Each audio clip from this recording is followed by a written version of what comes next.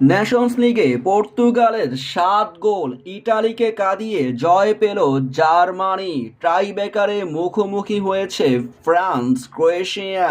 দেখা গেছে দারুণ উত্তেজনাময় একটি রাত, যেখানে ফ্রান্স মুখোমুখি হয়েছে ক্রোয়েশিয়ার বিপক্ষে, জার্মানি মুখোমুখি হয়েছে ইতালির বিপক্ষে, পর্তুগাল মুখোমুখি হয়েছে ডেনমার্কের বিপক্ষে, স্পেন মুখোমুখি হয়েছে নেদারল্যান্ডসের বিপক্ষে, যেখানে প্রত্যেকটি ম্যাচই গড়িয়েছে ট্রাই বেকারে। কোয়ার্টার ফাইনাল এই ম্যাচে জার্মানির বিপক্ষে মাঠে নেমেছে ইতালি। জার্মানির মাঠেই 3-3 গোলে তারা ড্র করে। তবে প্রথম লিগের ম্যাচে এগিয়ে থাকায় জার্মানি সেমিফাইনাল নিশ্চিত করে। তারপরেই খেলা হয় স্পেন নেদারল্যান্ডসের, যেখানে 90 মিনিটই তারা খেলেছে।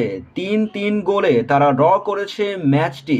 ম্যাচের শেষ মুহূর্তে 103 মিনিটে লামিন ইয়ামাল একটি গোল করে স্পেনকে বাঁচিয়ে রাখে। পরে 2 লিগ মিলিয়ে 5-5 গোলের সমতায় হলে টাইব্রেকারে ম্যাচটি গড়ায়। টাইব্রেকারে 5-4 ব্যবধানে জিতেছে স্পেন। এদিকে ডেনমার্কের বিপক্ষে 5-2 গোলে জিতেছে পর্তুগাল। তবে এই দিন শুরুতে পেনাল্টি মিস করেছেন ক্রিস্টিয়ানো রোনালদো, তারপরে ঠিকই গোল আদায় করে নিয়েছেন তিনি। শেষ ম্যাচটি গড়িয়েছে ফ্রান্স ক্রোয়েশিয়ার, সেই ম্যাচও 2-2 গোলে তারা 90 মিনিট খেলে ড্র করে। তারপরে প্রথম লিগের ম্যাচ মিলিয়ে টাই ব্রেকারে ম্যাচটি গড়া। সেই ম্যাচে 5-4 গোলে ফ্রান্স হারিয়ে দেয় ক্রোয়েশিয়াকে। সেমিফাইনালে খেলতে পারবে ফ্রান্স। ইউফা নেশনস লিগের কোয়ার্টার ফাইনালের প্রত্যেকটি ম্যাচ যেন টান টান উত্তেজনায় ছিল।